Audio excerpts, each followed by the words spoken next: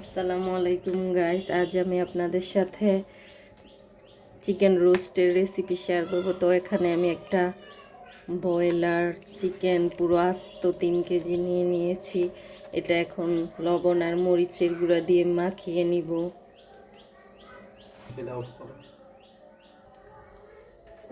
তো দেখুন গাইস, আমি মুরগিটা লবণ আর মরিচের গুঁড়ো দিয়ে মেরিনেট করে নিয়েছি। আর চুলা একটি প্যান বসিয়ে গরম করে নিচ্ছি মুরগিটা ভাজার জন্য।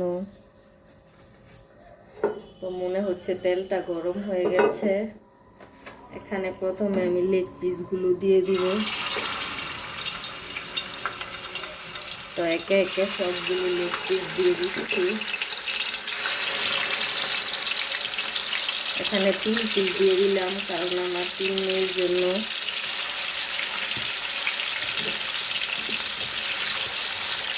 আর সাইডে আমি টুকরোগুলো দিয়ে দিচ্ছি মাংসের।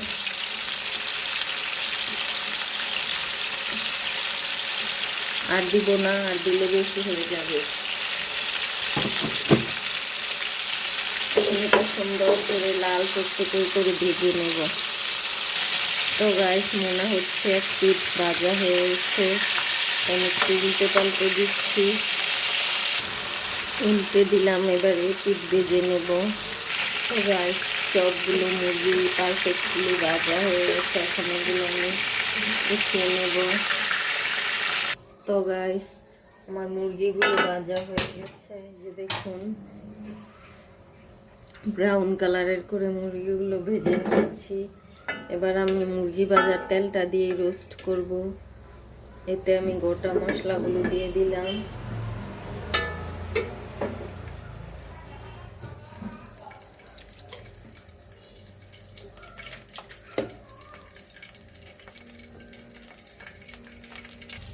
তো গাইস, তেলটা গরম হয়ে গেছে। প্রথমেই আমি দিয়ে দিচ্ছি পেঁয়াজ কুচি।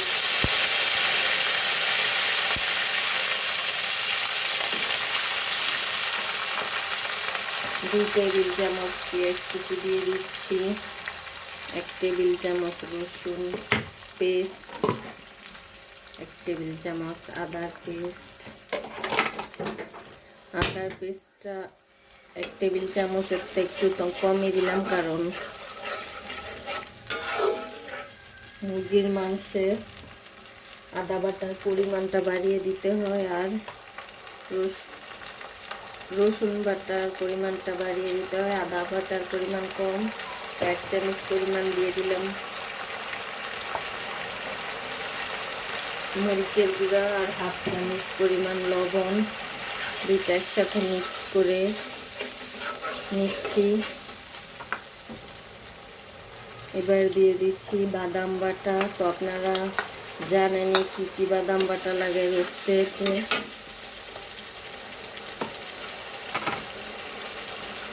এবার দিয়ে দিচ্ছি জায়ফল, জয়িত্রী আর যেই মশলা গুঁড়োটা সেটা বাটা। তো বাটা মশলাগুলো দেয়া হয়ে গেছে। এবার এতে আমি দিয়ে দিচ্ছি টমেটো সস,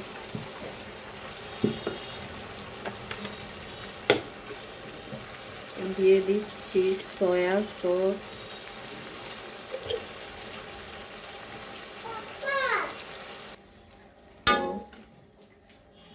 টমেটো সস আর সয়া সসটা দিয়ে দিলাম গাইস।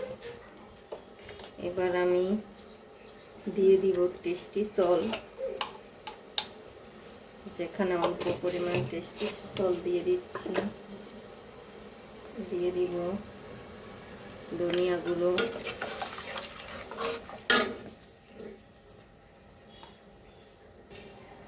তো সব রকম মশলাই আমার দেওয়া হয়ে গেছে। এবার একটু দুধ দিয়ে দিচ্ছি আমি। এখানে লিকুইড দুধ দিলাম।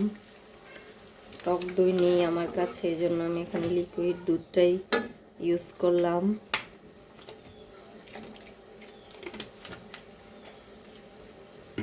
তো সব কিছুই দেয়া শেষ মোটামুটি।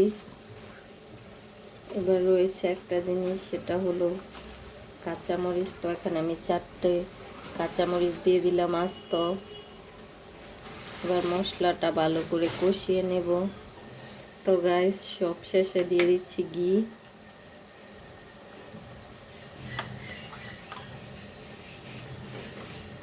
ঘিটা দেওয়ার সাথে সাথে সুন্দর একটা ফ্লেভার চলে আসছে মশলাটার মধ্যেই। আর দেখুন গলে উপরে বেশি উঠছে। তো এখন আমি দিয়ে দিব ভেজে রাখা চিকেনগুলো। এখানে আমি পুরো চিকেনটাই ঢেলে দিয়েছি।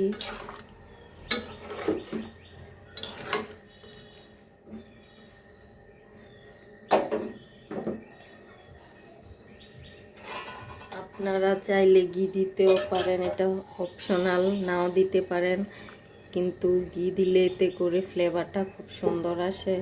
তো আমি এখন ঢাকনা দিয়ে ঢেকে দিয়েছি। তো গাইস ঢাকনাটা ঢেলে দিলাম, আর এতে করে আমি একটু 2 চিল লেবু দিয়ে দিচ্ছি, কারণ আমার এখানে টক দই নাই, সেজন্য।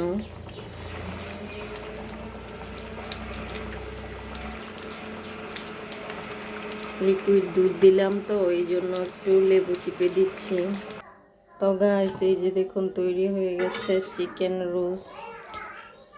তো খুব সুন্দর একটা কালার হয়েছে আর ফ্লেভারটাও সুন্দর হয়েছে।